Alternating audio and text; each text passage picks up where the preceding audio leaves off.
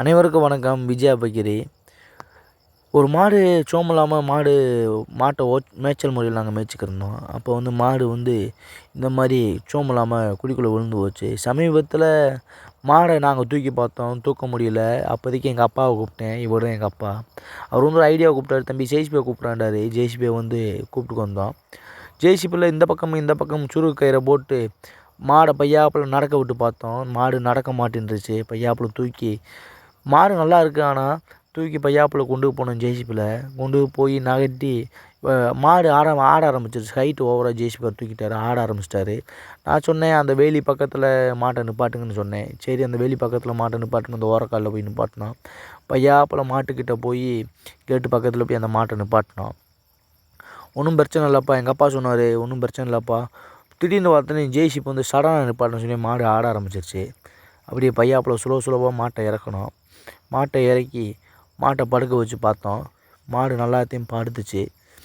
உங்களுக்கே தெரியுது, மாடு நல்லா ஆக்டிவாக இருக்குது. ஜேசிபி ரொம்ப ஹெவியான டிரைவர்னால நல்லாவே பக்குவமாக அந்த விஷயத்தை நல்லா ஹேண்டில் பண்ணார் ஜேசிபிக்காரண்ணே.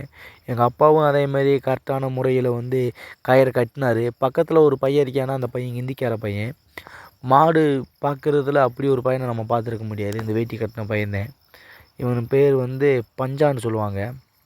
சரியான மாடு பராமரிக்கிறது இல்லை ஸ்பெஷலிஸ்ட்டு. இந்த மாட்டை பூராமே மாடு ஆக்டிவாக இருக்கவங்க பார்த்தாலே இந்த காலத்தாலே உங்களுக்கே தெரியும். கயிறு அவுத்து விட்டு டைட்டு இதெல்லாம் லூஸ் பண்ணி விட்டு திரும்பி டாக்டருக்கு போட்டு ஊசி போட்டோம். ஊசி போடுற வீடியோலாம் பின்னாடி இருக்குது.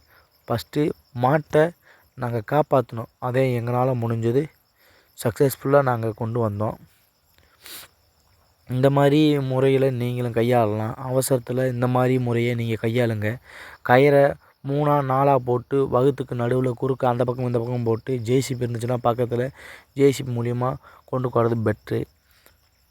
உங்களுக்கு பார்த்தாலே தெரியும். இந்த பாருங்கவே, மாடு நல்லா இருக்குது.